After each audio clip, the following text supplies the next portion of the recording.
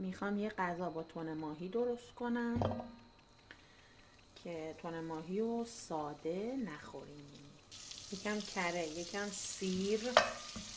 البته چون ما پیاز دوست نداریم پیاز نمیدیم، ولی اگر شما دوست داریم پیاز بریزیم. فلفل دلمه‌ای از هر رنگی که دوست داریم میتونیم تو این غذا بریزیم.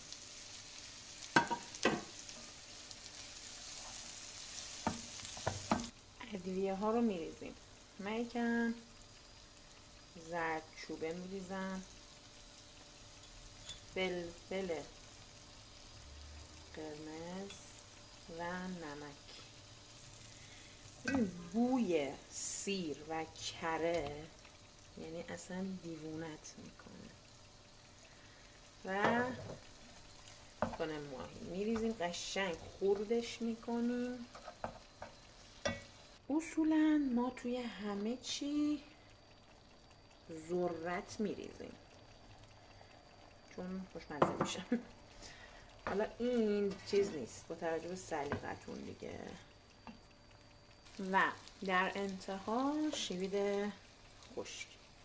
کلا ترکیب شوید خشک و تن ماهی یه چیز خیلی خوبی میشه. بچه اگه دوست دارین میتونین قرمزش کنین، ولی من بهش رب انار و زرشک اضافه میکنم برای ترشیش. برای ترشی هرچی بخوایم میتونید اضافه کنین، ولی من خب زرشک خیلی دوست دارم و که اون شیرینی ذرت رو بالانسش کنه. این ترکیب بهشتی تقدیم به نگاه قشنگتون.